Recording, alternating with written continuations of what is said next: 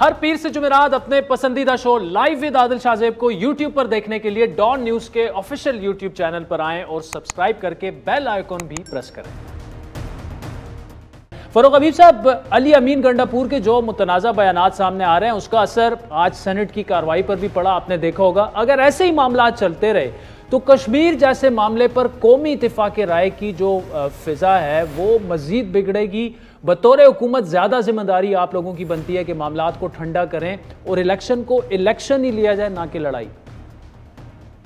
देखिए, पहले तो बुनियादी तौर के ऊपर इस चीज़ को समझना चाहिए कि ये शुरुआत कहाँ से होती है। शुरुआत होती है कि बिलावल जो आज कश्मीर कैंपेन छोड़ के यूएस भाग गए हैं क्योंकि उनको वहाँ से कोई पजीरा ही नहीं मिली, और उसके बाद मरियम सफदर ने जो जिस किस्म की ज़ुबान वज़ीर आज़म साहब के ख़िलाफ़ इस्तेमाल की, जिस तरीके से उन्होंने कश्मीर कॉज को उन्होंने नुकसान पहुँचाया। सारी दुनिया जानती है वज़ीर आज़म इमरान खान ने जो है वो कश्मीर का जो कॉज है उसको भरपूर तरीके से दुनिया के सामने पेश किया। मोदी की आरएसएस की आइडियोलॉजी को दुनिया में इंतहा पसंदाना मोदी की सोच, आरएसएस की आइडियोलॉजी को मुतारफ़ करवाया और ये बताया कि मोदी किस अंदाज से कश्मीर में मुजालिम ढा रहे हैं। पूरा वेस्टर्न मीडिया उसके ख़िलाफ़ लिख रहा है। आज वज़ीर आज़म इमरान खान ने कश्मीरियों के सच्चे वकील होने का सबूत दिया। यहाँ पर बजाय ये एक कौमी कंसेंसस रहने के ये प्राइम मिनिस्टर को तनकीद का निशाना बनाने लग गए, ताने देने लग गए, कश्मीर के सौदे की बातें करना शुरू हो गए।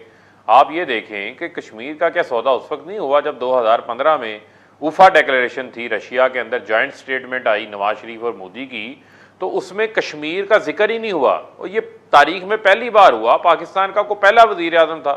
इससे पहले शिमला माहिदा हुआ, ऐलान लाहौर हुआ, न्यूयॉर्क का लामिया जारी हुआ मुलाकातों का दोनों प्राइम मिनिस्टर्स का, वहाँ पर कश्मीर का जिक्र होता था। लेकिन नवाज शरीफ वो पहले वज़ीर आज़म थे जिन्होंने जॉइंट मुश्तरका लामिया में कश्मीर का जिक्र ही करना मुनासिब नहीं समझा, क्योंकि वो मोदी को खुश कर रहे थे। सौदा तो उस वक्त हो गया। तो मैं ये समझता हूँ कि इसके ऊपर अब इस चीज़ का जिम्मेदारी बनती है कि 5 साल तो नून लीग की हुकूमत रही है आज़ाद कश्मीर में। बताएं वहाँ पर इन्होंने अवाम के लिए क्या किया, कश्मीरी अवाम की महरूमियाँ दूर करने के लिए इन्होंने क्या किया। उसके ऊपर बात करने की बजाय तनकीद दूसरी जानिब शुरू कर दी। जब एक तरफ से प्राइम मिनिस्टर के ख़िलाफ़ तनकीद आएगी तो फिर दूसरी जानिब से भी जलसों में तनकीद आएगी और उसमें जलसों में। लेकिन देखें फरूक हबीब साहब, इसका मतलब कि आप ये फरमा रहे हैं कि टिट फॉर टैट होगा, लेकिन जो ज़बान इस्तेमाल हो रही है उससे पहले हमने नहीं देखी थी। इंडिया का सुनते थे कि वहाँ पाकिस्तान कार्ड इंतखाबात में इस्तेमाल होता है, लेकिन अब पाकिस्तान में भी इंडिया का यार, कश्मीर का सौदा जैसे अल्फाज इस्तेमाल हो रहे हैं, जिसका नुकसान जो है सीधा सीधा मैं आपको बता रहा हूँ कश्मीर कॉज को पहुँचेगा। देखें, जो कश्मीर कॉज है उस कॉज को तो हम बहुत संजीदा लेते हैं, वो हमारे दिल के करीब है। कश्मीरियों की जद्दोजहद है। 70 साल से ज़ायद कश्मीरियों ने कुर्बानियाँ दी हैं, जानों के नजराने पेश किए हैं, अपना लहू बहाया है और अपने लहू से उन्होंने आज़ादी की शमें जो हैं वो रोशन की हैं। तो लिहाजा उसका तो हमें पूरा ख्याल है, पूरा एहसास है। यही वजह है कि हम इनको कहते रहें कि आप अपनी कारकर्दगी पर और आप अपने आज़ाद जम्मू कश्मीर में होने वाले इलेक्शन में अपनी अपनी जमात के मंशूर पर बात करें। ये बजाय मंशूर पे बात करने के इनको इमरान खान फोबिया हो गया। ये इमरान खान के ऊपर बातें करते हैं और ये वो लोग बातें कर रहे हैं जिन लोगों ने कुलभूषण की पकड़े जाने के ऊपर अपनी ज़ुबान से एक लफ्ज़ नहीं निकाला था। इनका ज़बानें कांप रही थी कुलभूषण का नाम लेते हुए।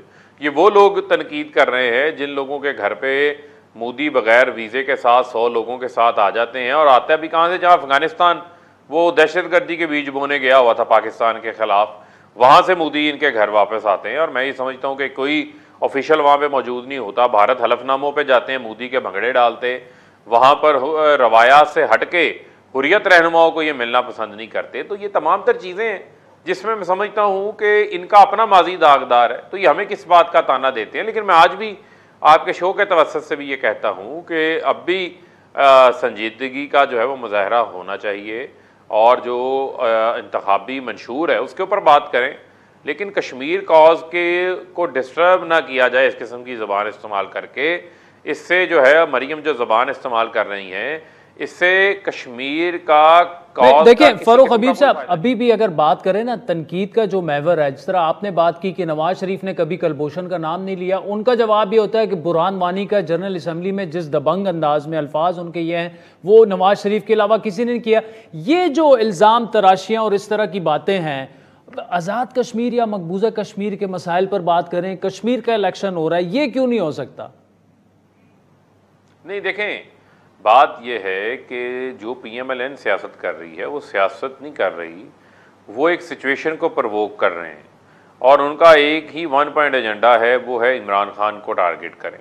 अब इमरान खान को आप क्या टारगेट करेंगे, मुझे ये बताएं, क्या जिसकी लंदन में कोई नहीं, पाकिस्तान में कोई प्रॉपर्टी नहीं थी, जिन्होंने इतना बड़ा झूठ बोला कैलबरी फोन के नाम के ऊपर, उनकी बातों की क्या क्रेडिबिलिटी रह जाती? आज से मुझे बताएं, एक हफ्ता कबल हम भी कैंपेन कर रहे थे, हमने कितनी कि वहाँ पर जाकर इनके ऊपर इल्ज़ामात लगाए, हम तो अपने मंशूर की बात कर रहे थे, लेकिन ये आए रोज़ दिन में एक बार नहीं, दो बार नहीं, तीन बार नहीं, चार बार नहीं, मुतअद्दिद बार प्राइम मिनिस्टर इमरान खान का नाम लेकर मलिशियसली जो है उनकी शख्सियत को मलाइन करने के हवाले से इल्ज़ामात लगाते हैं, जिन इल्ज़ामात में हकीकत के बरक्स कोई ताल्लुक नहीं है। ये तो वही वज़ीर आज़म है जिस वज़ीर आज़म ने भारत को आंखों में आंखें डाल के कहा था कि आओ मेरे साथ क्रिकेट के मैच के ऊपर आओ, फैसला कर लेते हैं कश्मीर का, पता चल जाएगा आप में कितनी ज़रूरत है, और भारत भाग गया था। तो वज़ीर आज़म इमरान खान ने तो हमेशा, आपके इल्म में है कि जब इनके जहाज़ इस तरफ आए तो उन्होंने कहा था हम रिटेलिएट करने का सोचेंगे नहीं, रिटेलिएट करेंगे। इसी वज़ीर आज़म ने 2 जहाज़ उनके हुक्मनामे से जो है वो नीचे गिराए गए थे। तो लिहाजा इनको जो वज़ीर आज़म इमरान खान की कोशिशें हैं उनको कदर की निगाह से देखना चाहिए, उनको अप्रिशिएट करना चाहिए, बजाय उसको अप्रिशिएट करने की बजाय छोटी सोच के अंडर 19 की इनकी जो लीडर बनी हुई हैं, जिनकी कोई सियासी स्ट्रगल नहीं है, वो आकर इस किस्म की तनकीद करते हैं। तो मैं समझता हूं कि उसके ऊपर फिर जवाब तो मिलेगा। अच्छा फरूख साहब, थोड़ा सा आते हैं इंतखाबी ज़ाब्ते अखलाक की खिलाफ वर्जियों पर। अली अमीन गंडापुर साहब की जो पैसे बांटने की वीडियो थी वो वायरल हुई, इस हवाले से इलेक्शन कमीशन ने भी एक्शन की बात की। क्या इन खिलाफ वर्जियों पर कोई तगड़ा एक्शन लिया जाएगा या सिर्फ बस ये हवा में हो गई हैं ये बातें? देखिए बात यह है कि ज़ाब्ता अखलाक जो है वो इलेक्शन कमीशन ही बनाता है, इलेक्शन को फ्री एंड फेयर कराना भी इलेक्शन कमीशन की जिम्मेदारी है। अब आज़ाद कश्मीर का इलेक्शन कमीशन जो है वो इंडिपेंडेंट है। अब ये उनका फैसला है कि उन्होंने किस तरीके से, किस अपने इंतखाबी कवायद के ऊपर किस अंदाज से अमल दरामद करवाना है। जहाँ तक रही बात, हर पार्टी को अपना मंशूर पेश करने का हक है। हमने गिलगित बल्तिस्तान की आवाम के साथ जो वादे किए उन वादों को हमने पूरा किया। हमने तारीखी PSDP के अंदर उनको पैकेज दिया, हमने तारीखी गिलगित बल्तिस्तान का पैकेज दिया। आज अगर हम जाके वहाँ पे बात करते हैं आवाम के साथ, तो आवाम भी सुनना चाहती है कि हमारे साथ आप क्या वादे करते हैं, क्या हमें इलेक्शन जीतने के बाद जो है वो हमारे लिए क्या इलाके के अंदर आप तरक्की करवाएंगे। तो इन तमाम चीज़ों को मद्देनज़र रखते हुए हमने अपनी इलेक्शन कैंपेन जो है वो कैंपेन तैयार की है और उसके ऊपर हम लोगों में प्रचार। अच्छा, थोड़ा सा इलेक्टोरल रिफॉर्म्स पर एक जो कंसेंसस पैदा होती नजर आई, खान साहब की स्टेटमेंट आई, उस पर फिर फवाद चौधरी ने ये कहा कि जी मामलात बेहतरी की तरफ जा रहे हैं। ये जो अली अमीन जैसे लोग, गंडापुर साहब जैसे, वो जिस तरह के बयानात दे रहे हैं, उसमें तो सियासी माहौल में बेहतरी का जो मौका था वो निकल जाएगा हाथ से। नहीं, देखें ये वो बात नहीं है। देखें इंतखाबी जलसों जुलूसों का माहौल और होता है, पार्लियामेंट का माहौल और होता है, वहाँ पर कानून साजी होनी है।